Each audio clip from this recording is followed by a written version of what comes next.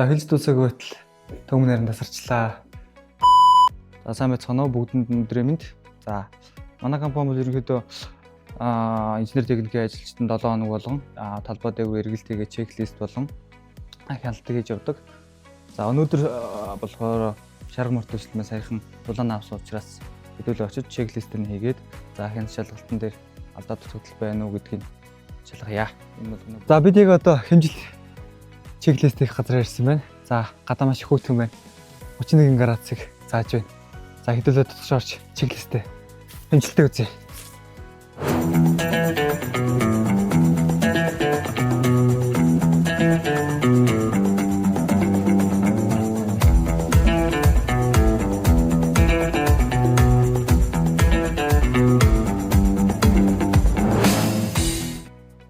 За ерөнхий чеклистүүдийг хийгээд туслаа. За энэ чеклистээр ерөнхийдөө бол арзайтаг болон унтраадлагын байрлал, за гоё модны хийслэл, шалны төвшин, за брикетны шахалт зэргийг шалгах гэж ирсэн. За нэмэлтээр болохоор дулаан алдагдлыг шалгах гэж, за цохны амлгаа болон гадна талынхаа, дотор талынхааныг шалгах гэж ирсэн.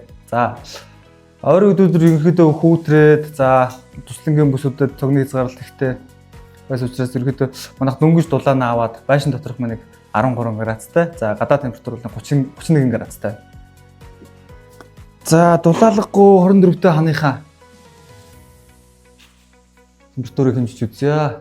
За нэг дотор температур 13 градустай бот нэг 12 градустай л зааж байна. За хэдүүлээ цонхны амлгааны дулаан алдагдлыг хамгийн ихтэй 9.5, 9.1 зааж байна. За энэ болохоор 16 тагаан болон дотор хан болон гадна хамны зааг дээр дотор температур нэг 13 градустай багт. За энэ талын хан нь болохоор гадна талын 24 тагаан. За энэ талын хан болохоор дотор талын 16 тагаан. Энэ өрийн заагаар л ерөнхийдөө дулаан алдагдал явах магадaltaй. За ерөнхийдөө гадна талын 24 тагаанаар яг залгаас хэсгээр нь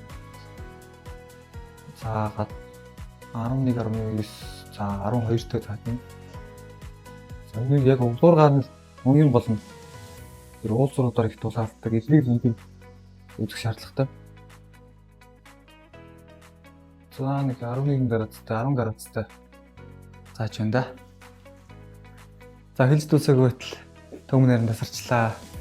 За би энэ хүү бичлэгээрээ за энэ өвлийн маань хамгийн хүүтэй өдрүүд болох 31 градустай өдөр таарлаа. Тэгээд энэ хүү бичлэгээрээ би наамал дүнзэн барилгын маань бодит дулаан алдагдлыг хэмжиж үзүүллээ.